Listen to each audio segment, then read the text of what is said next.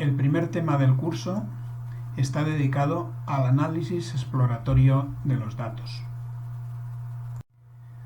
Los objetivos de aprendizaje son distinguir entre causación y asociación, los estudios que permiten llevar a cabo una u otra conclusión, establecer el concepto de análisis de datos exploratorio y su utilidad, distinguir entre población y muestra, distinguir entre variables cuantitativas y cualitativas, hacer una lista y definir los principales estadísticos descriptivos, los de tendencia central, de variabilidad, de morfología, de la distribución y también de posición relativa.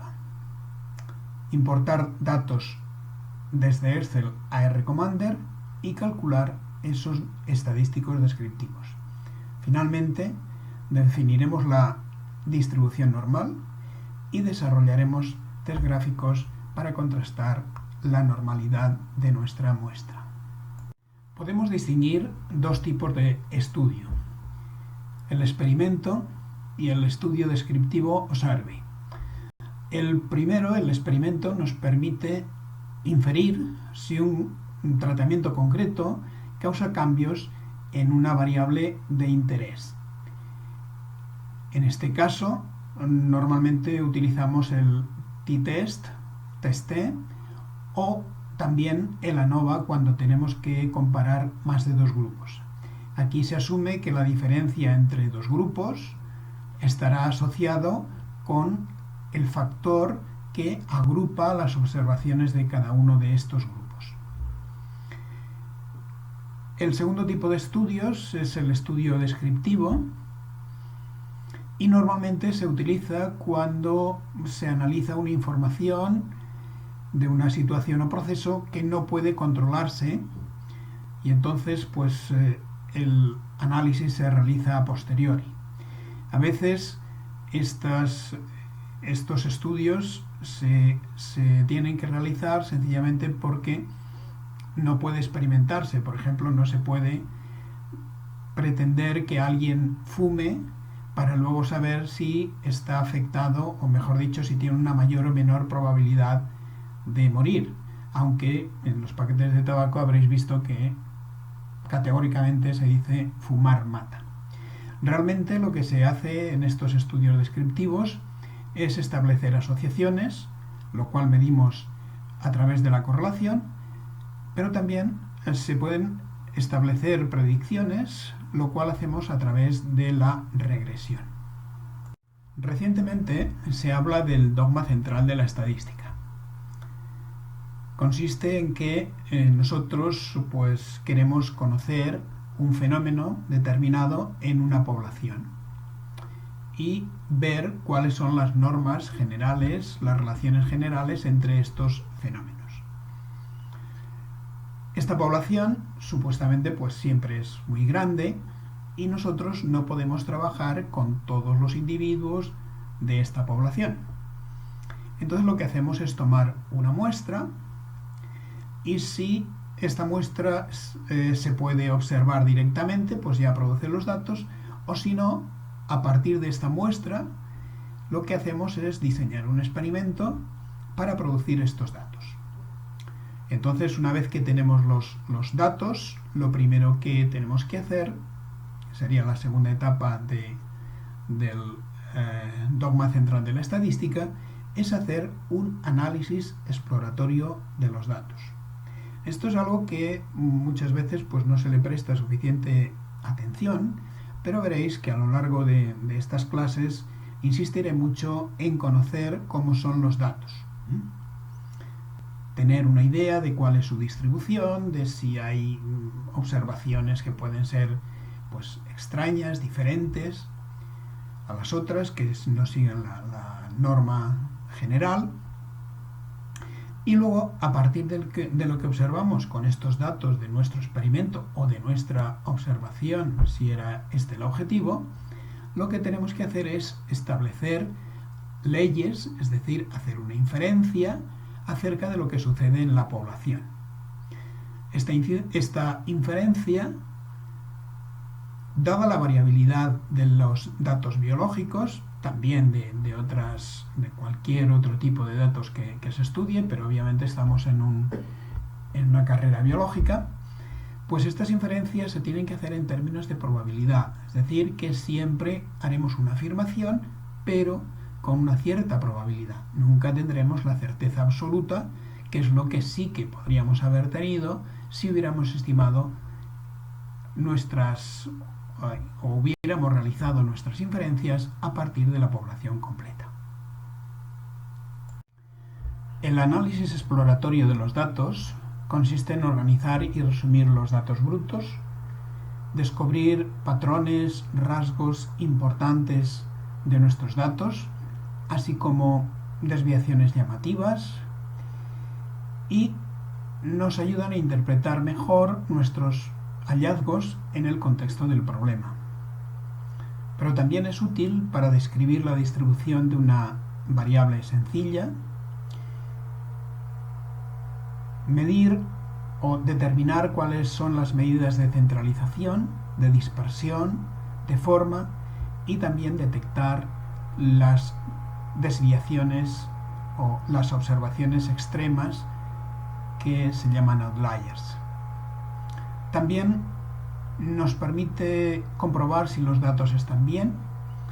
Es importante, antes de cualquier análisis, tener datos libres de errores. También nos permiten hacer o contrastar los supuestos de análisis estadísticos más complejos, como por ejemplo, pues, si necesitamos contrastar la normalidad de una variable, pues esto debemos hacerlo previamente a un análisis, por ejemplo en la ANOVA, que requiera de la normalidad de esta variable. Por otra parte, y finalmente, tenemos la posibilidad de, cuando tenemos dos variables, de investigar la relación entre esas variables, lo que hemos dicho de regresión y correlación. Es importante en el análisis exploratorio de los datos combinar tanto técnicas numéricas como técnicas de representación de los datos, como veremos. Bien, todos habéis hecho ya un curso introductorio de estadística y simplemente os recuerdo que variable es la serie de observaciones de un carácter particular, y que los datos pues son el conjunto de valores de una variable. Las variables pueden ser cuantitativas, numéricas, que son las que básicamente analizaremos, y pueden ser continuas o pueden ser discretas, aunque se pueden, digamos, comportar como si fueran continuas. Por ejemplo, el tamaño de camada es una variable que es discreta, se cuenta por número de lechones, pero su distribución se aproxima pues, a lo que sería una variable normal en muchos casos. También tenemos variables cualitativas, ordinales o nominales, que muchas veces nos permiten, sobre todo estas nominales, nos permiten hacer clasificaciones de los individuos en grupos y buscar cuáles son las diferencias entre estos grupos. He dicho que una parte del análisis exploratorio consiste en analizar los estadísticos descriptivos, es decir, calcular una serie de valores que nos describan la población. Para ello tenemos medidas de tendencia central, que son la media aritmética, la mediana y la moda. Recordad que la media aritmética en catalán es diu mitjana y que la mediana en catalán es diu mediana. La moda es igual. También podemos calcular medidas de variabilidad, como es el rango, la varianza, la desviación estándar, que es la raíz cuadrada de la varianza, y el coeficiente de variación. Las medidas de morfología o de forma de la distribución serían la asimetría, skewness, y la kurtosis o aplanamiento. Y por último tendríamos medidas de posición relativa, como serían los porcentiles, los percentiles, los cuartiles y los valores z. Como veis, la estadística descriptiva pues intentaría describir la distribución de los datos. Antes se hablaba de estadística descriptiva, ahora normalmente nos referíamos a estos parámetros de la tabla, ahora esto pues se ha ampliado, sobre todo con información gráfica, que veremos pronto, y hablamos de lo que sería análisis exploratorio de los datos. La primera medida de tendencia central es la media aritmética y como recordaréis, es la suma de los datos dividido por n. La segunda es la mediana, que es el valor medio cuando el valor central, cuando las observaciones están ordenadas de menor a mayor. Como veis, es robusta la presencia de valores extremos, y en lo cual difiere de la media. Si la dataset, si la base de datos, si el número de observaciones es par, entonces la mediana es la media de las dos observaciones centrales, supuestamente, como en el caso anterior, ordenadas de menor a mayor. La moda, que sería la tercera medida, es simplemente el elemento más frecuente. En cuanto a medidas de variabilidad, la primera pues, nos da la amplitud en la cual se mueven los valores que nosotros tenemos. Entonces tendríamos valores mínimos, tendríamos valor mínimo, valor máximo, y como podéis pensar, se afecta mucho por valores extremos. A veces también el rango se da como diferencia entre el valor máximo y el valor mínimo. La medida principal de variación es la varianza, en este caso varianza muestral, de n observaciones. Fijaos que es la suma, el sumatorio, de las desviaciones de cada observación a la media, elevado al cuadrado.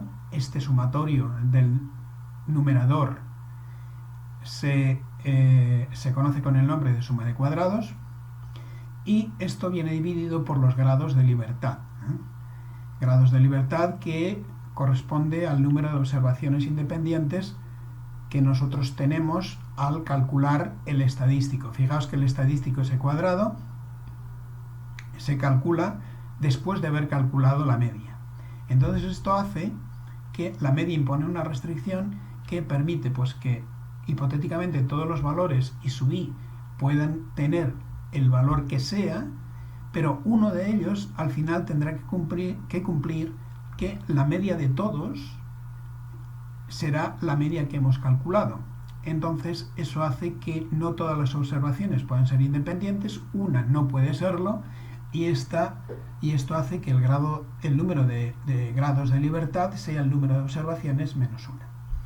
Aquí también tenéis, a la derecha de la fórmula, veréis que la suma de cuadrados tiene una formulación equivalente que se desarrolló fundamentalmente pues, para cuando se calculaba la varianza mediante calculadoras. La raíz cuadrada de la varianza se conoce con el nombre de desviación estándar o desviación típica muestral, y mantiene las unidades de medida de los datos. Fijaos que mientras que la varianza tiene las mismas unidades, pero elevadas al cuadrado que los datos, en el caso de la desviación estándar las unidades son las mismas. Es la raíz cuadrada, repito, de la desviación, o mejor dicho, de la varianza muestral. Y finalmente, el coeficiente de variación es una medida de variabilidad relativa que no tiene dimensiones y que es simplemente el cociente de S, es decir, la desviación estándar, la desviación típica, dividido por la media. Normalmente se expresa como porcentaje y para ello pues, se suele multiplicar por 100. Las dos medidas de morfología o conformación de una distribución son la simetría, skewness, y la kurtosis, que también se puede decir en castellano, aplanamiento. La asimetría pues mide precisamente la simetría de la frecuencia de una distribución, y esta medida tiene como referencia 0 para las distribuciones simétricas. No hace falta que os sepáis esta fórmula, pero sí que os deis cuenta que tiene una cierta semejanza puesto que con la varianza, puesto que mientras que la varianza era la desviación de las observaciones a su media pero elevada al cuadrado, veis que eso era la suma de cuadrados que estaba en el numerador, aquí tenemos esto mismo pero elevado al cubo, sería un momento de orden 3 que se dice estadísticamente.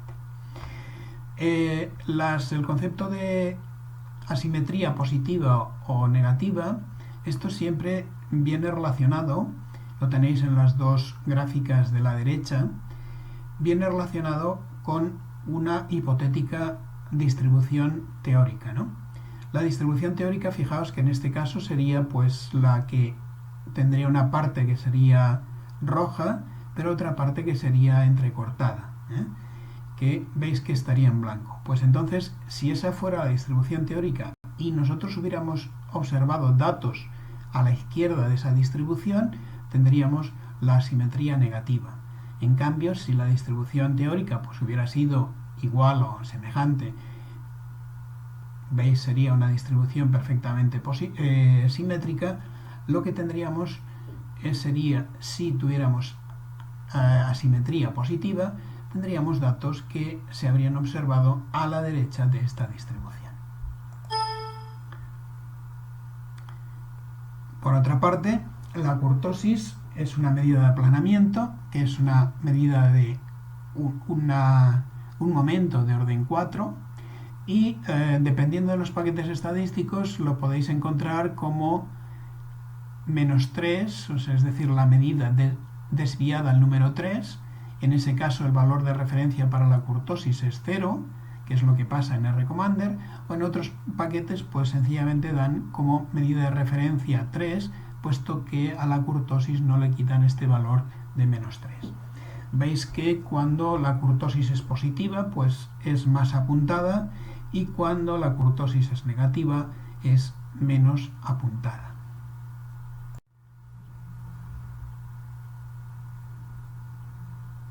Las medidas de posición relativa son los percentiles, los cuartiles, el rango intercuartílico y el valor z.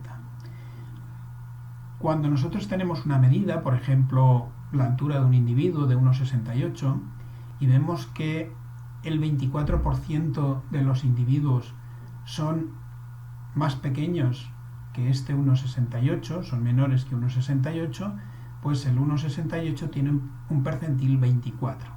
En cambio, por ejemplo, si nos vamos a lo que serían medidas de inteligencia, a veces posiblemente hayáis oído hablar de individuos de altas capacidades, y estos individuos de altas capacidades son personas que tienen un cociente intelectual superior a 130. Eso corresponde con un percentil de 98, es decir, que 2 de cada 100 personas están catalogadas como de altas capacidades. Por otra parte, tenemos cuartiles específicos, que son percentiles de 25%, que se llama cuartil inferior, o Q1. Tenemos otro percentil que es el 50%, que corresponde con la mediana, por lo que hemos comentado antes, también se denomina Q2, y el cuartil superior sería el correspondiente al 75%, o Q3. El rango intercuartílico normalmente se define como la diferencia entre el Q3 y Q1. Como podéis pensar, se ve poco afectado por las observaciones extremas, por los outliers. Finalmente, el valor z es un valor interesante, sobre todo en la distribución normal, y lo que nos mide de forma estandarizada es la desviación entre la observación y su media. Esta desviación dividida por S, la desviación típica, nos daría el valor z, que es un valor estandarizado. Tenemos la primera base de datos, que consiste en un conjunto de pesos corporales de gatos, tanto hembras como machos, son más de 200, y que encontré en el paquete R en una librería que se llama MAS. Estos datos los guardé en un fichero Excel que para vosotros se llama datadpr.xlsx y en la hoja catch weights. Entonces este fichero, aparte de los pesos corporales, contiene también otras variables como son el sexo, machos y hembras, y el peso del corazón, en gramos. El peso del corazón no lo utilizaremos en este primer análisis, sino que lo reservaremos para el análisis de correlación y regresión. Como veis, hemos dado los nombres a las variables. En la primera línea están los nombres de las variables, que son sex, body weight y heart weight. En este caso, pues como veis, hay que identificar para cada uno de los animales, tiene su propia línea y un identificador o un número para cada una de estas columnas. Pues bien, sobre estos datos queremos hacer un análisis exploratorio utilizando el Recommender y siguiendo las instrucciones de las diapositivas previas. Para trabajar con el Recommender los datos, lo primero que hay que hacer es importarlos. Entonces, yo supongo que en este momento ya tenéis todos vuestro Recommender en la pantalla. Es conveniente que para seguir estas clases, pues hagáis todas las acciones que indican las diapositivas. Y entonces, si vosotros ya tenéis el Recommender en la pantalla, recordad que tendréis un rectángulo arriba y otro debajo. En el de arriba saldrán los scripts, en el de abajo saldrán los resultados. Entonces tenemos que ir a ver las distintas pestañas que hay: File, Edit, Data, Statistics, Graphs, Models, Distributions, Tools and Help. Posiblemente alguno de vosotros, o bastante de vosotros, esto lo tengáis en castellano o en catalán, pero creo que no tendría por qué crearos ningún problema. Bien, si vamos a Data, veis que existe la posibilidad de Import Data, y si clicamos allí se nos abre otro desplegable donde nos dice From an Excel File. Bien, nosotros tenemos que clicar allí y entonces lo que sucede es que se abre un pequeño rectángulo donde te dice Enter Name of a Dataset, y aquí le tienes que poner un nombre. Él da por defecto Dataset, pero es conveniente cambiar el nombre e identificar vuestra base de datos para que luego se diferencie de otras que podáis utilizar simultáneamente. En este caso yo he elegido arbitrariamente catch weight y, como veis, le he puesto una V mayúscula en el centro simplemente porque esto anima un poco y es más... se ve mejor, ¿no? Entonces la primera línea que tenéis ahí dice variable names en la primera fila, o la primera fila de la hoja de cálculo, ¿no? Entonces, como esto era cierto, pues está señalado. Que está en la segunda fila, la segunda línea ya no es cierta, no la señalamos y le damos a OK. Entonces, cuando le damos al OK, se nos aparece otra pantallita, otro cuadrado, y entonces ahí tenemos que ir a buscar dónde tenemos nuestro fichero. Aquí sale Data Animex, pero en vuestro caso el fichero se va a llamar Data DEPR, también de Excel. Entonces lo clicamos y veréis que salen las distintas hojas. Entonces lo que tenéis que hacer es elegir una de esas hojas, es decir, clicarla 2 veces o clicarla, señalarla y darle al OK, y entonces esperar un par de segundos que se os habrá creado ya la dataset dentro del Recommender. Si queréis ver si efectivamente se ha creado y se ha creado bien, lo que podéis hacer es ir a donde pone View Dataset, lo clicáis y tendréis lo que se obtiene a la derecha, es decir, el archivo catWeights, pero ya metido dentro de lo que sería rcommander. Ahora vamos a comenzar el análisis estadístico. Entonces, fijaos que lo primero que os he puesto es la data que tenéis que usar. Tenéis que comprobar que la data actualizada es catWeight, que es la que nosotros acabamos de cargar. Entonces, para hacer el resumen estadístico, pues tenemos que ir a la pestaña Statistics, después iremos a Summaries y después a los summaries numéricos, es decir, estadística, resúmenes numéricos.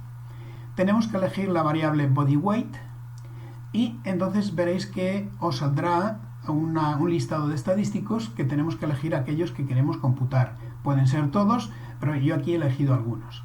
Los que he elegido, como veis, han sido la media, la standard deviation, el rango intercuartílico, el coeficiente de variación y la asimetría, también la kurtosis, los 4 percentiles, aparte del 0, y de propina, pues el paquete nos agrega la cantidad de observaciones, que bueno, son 144 y no las más de 200 que os había dicho, pero bueno, ya están bien.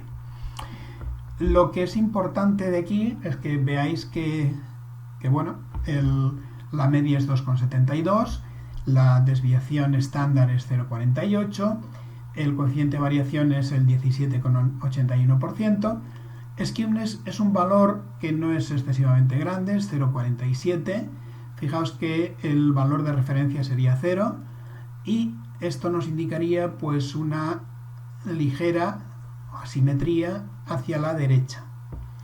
En cambio la kurtosis pues tendería a ser más bien platicúrtica, aunque estos valores pues tampoco son excesivamente importantes. Fijaos que el percentil 0 nos da el primer valor y el percentil 100 nos da el valor más alto, es decir, que los valores oscilan entre 2 kilos y 3,9 kilos. La mediana está en 2,7 kilos. Una cosa que os digo aquí es que el rcommander, lo mismo que R, alinea por la derecha. Si os dais cuenta, el último número de la media está a la altura de la n. El último número de la desviación estándar está a la altura de la d. Para muchos test estadísticos se asume que las variables siguen una distribución normal. Y simplemente os querría recordar que una distribución normal se designa como I, que sería la variable. La tilde nos indicaría se distribuye normalmente la n con media mu y varianza sigma cuadrado. Tiene una función de densidad, que es la que tenéis ahí, que obviamente no os tenéis que saber de memoria, y recordaréis que esto pues se debe en buena medida al trabajo de Gauss, o al menos a él se le atribuye, aunque hubo otros matemáticos previos que ya la habían utilizado, como por ejemplo Laplace. Entonces recordáis que la distribución normal es una distribución con forma de campana y a la derecha tenéis pues 4 distribuciones. La primera de ellas, la azul, si os fijáis, es la que tiene menos varianza y la media está centrada en 0.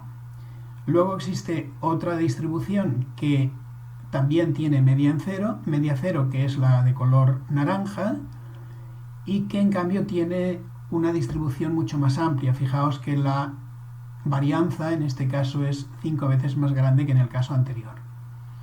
Existe otra distribución que está fijada, también tiene como media 0, que es la distribución normal estándar. Tiene como media 0 y como varianza 1.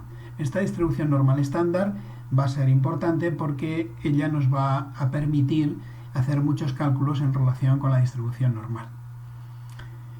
Y finalmente pues tenemos otra distribución que tiene una varianza que es intermedia entre la azul y la distribución de color naranja, que es la distribución verde, y como veis pues tiene un valor de 0,5, y por otra parte no está centrada en el 0, sino que su media en este caso es menos 2.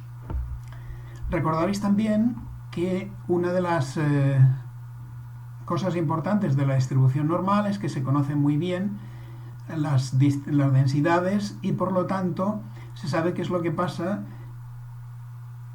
o qué proporción de observaciones hay entre la media y digamos, el valor que corresponde a la media más una desviación estándar o la media menos una desviación estándar. En cada uno de los casos tenemos los valores completan el 34,1% de la distribución, de manera que entre menos una desviación estándar y más una desviación estándar tenemos el 68,2% de la distribución. Fijaos que también se sabe que en el si nosotros restamos a la media 2 veces la desviación estándar o le sumamos 2 veces la desviación estándar, añadimos por cada uno de los lados 13,6%, que en total pues suman una cantidad que supera por poco el 95%, es decir, entre 2 sigmas y menos 2 sigmas tenemos el 95, en concreto, 5% de la distribución. Fuera de estos valores, pues ya existen muchas menos observaciones. La distribución normal se asume para muchas variables, pero también para algunas estimaciones, ¿no? Algunos estadísticos que tienen una distribución de muestreo, que luego comentaré lo que es también normal. ¿Cómo se puede contrastar la normalidad de una distribución? Pues bueno, existen test gráficos y también test numéricos. De los test gráficos, pues uno es el histograma, otro es la densidad, otro es el boxplot o diagrama de cajas, este veréis que es sumamente interesante, y también el QQ-plot, el quantile plot. Para test numéricos, aunque ahora no lo veremos, además de la asimetría y la kurtosis, existe el test de Shapiro-Wilk, aunque también podremos utilizar otros tests como el de Kolmogorov-Smirnov, Kramer-von Mises, etc. No los veremos, nos quedaremos solamente con el primero, pero si alguien está interesado, pues puede utilizar los otros e informarse sobre cuáles son sus ventajas e inconvenientes. Para observar la densidad de nuestros datos, podemos ir a la pestaña donde dice Graphs, entonces estimación de densidad, y elegimos la variable body weight y obtenemos un gráfico como el que tenéis. Una cosa que es importante es que a lo mejor estáis esperando que os salga el gráfico en lo que es la pantalla del R-Commander. No estará allí, estará en la pantalla general del R, donde habréis escrito Library R-Commander. Pues allí os irán saliendo los gráficos. Repito, no los esperéis dentro de la pantalla del R-Commander. Entonces el gráfico que obtendréis, veis que es el que tenemos aquí, veis que tiene algo de asimetría por la derecha, cosa que de más distribución, o sea, más números por la derecha, cosa que ya nos había indicado la asimetría. Y como veis aquí, pues aparentemente no se parecería mucho a una distribución normal, sobre todo porque existe aquí este pico que se nos, digamos, desviaría de esa campana hipotética perfecta de una distribución normal. Os he comentado que existía una manera de analizar el ajuste a la normal de nuestra distribución de datos, que era el boxplot, el diagrama de cajas. Pues bien, la teoría del boxplot es interesante. En primer lugar, tengo que recordaros que es una técnica que se debe a un estadístico americano, Tukey, que luego veremos que sale otra vez con otra técnica, el test de Tukey para el contraste de medias. Pues bien, este señor, analizando muy bien la ley normal, que es la que tenéis en la campana clásica, se dio cuenta que, bueno, si nosotros analizábamos los cuartiles, sabiendo que los cuartiles, pues teníamos el Q1 que nos marcaba el 25%, el Q2 que era la mediana y el Q3 que era el tercer cuartil, pues fijaos que ahí teníamos el 50% de la distribución. Entonces, él hizo cálculos y se dio cuenta que si al cuartil 3 le sumábamos 1,5 veces el rango intercuartílico y al cuartil 1 le restábamos 1,5 veces el rango intercuartílico, lo que sucedía es que teníamos en cada uno de los lados aproximadamente el 25% de la distribución. En particular y en concreto el 24,6% de la distribución. ¿A qué nos llevaba? Pues a que entre el rango intercuartílico que señalábamos como con unas cajas, con dos cajas adyacentes, y los bigotes, que son estas líneas que salen a ambos lados de las cajas, teníamos en total el 99,2% de la distribución. Entonces entendió que, que esto era prácticamente toda la distribución y que aquellas observaciones que se salieran de este 99,2% pues los denominaría outliers y lo señalaría con un circulito. Pues bien, esto es la teoría del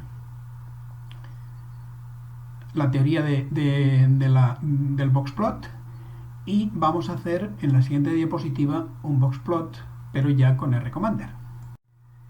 Bien, ya vamos con nuestros datos y vamos a hacer, como os decía, estudio de la normalidad a través del boxplot, y también recordaos que, whiskers es el nombre en inglés de bigotes. Entonces, para hacer esto simplemente tenemos que ir a gráficos, graphs, clicar boxplot y obtendremos la figura esta que tenéis, solo la parte, digamos, negra. Entonces, ¿qué es lo que nosotros observamos? Pues lo que observamos es que la mediana es bastante central, aunque los bigotes no son exactamente iguales, ni tampoco aproximadamente iguales. Entonces podemos pensar que a lo mejor existe un alejamiento de la distribución normal. Otra cosa que tal vez os haya chocado es que la gráfica se presenta como en situación vertical, mientras que antes la he explicado en situación horizontal. Habitualmente estas gráficas se presentan en situación, digamos, en posición vertical, y fijaos que os quedaría en horizontal y orientada igual que la diapositiva anterior si girásemos el diagrama de cajas, lo girásemos hacia la derecha. Lo importante que sí que tenemos es que no hay outliers, y el hecho de tener este bigote superior más largo es consistente con esta asimetría positiva que hemos hablado antes. La tercera prueba de normalidad sería los quantile plots, y se obtendría yendo a gráficos y quantile comparison o QQ-plots.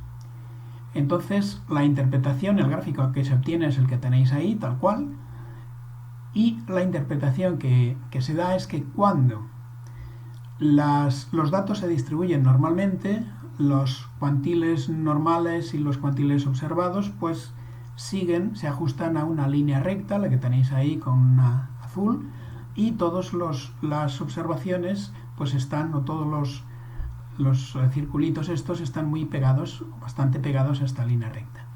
Aquí es obvio que hay algunas observaciones que se salen claramente de esta línea. Tenéis por abajo observaciones de 2, en el entorno de 2, pues que no cumplen esto, y también hay alguna observación por arriba que también se desvía. Entonces, esto nos podría indicar que existe una pequeña o una desviación a la ley normal, a la distribución normal. Bien, hemos visto que existía un posible alejamiento de nuestros datos a la distribución normal.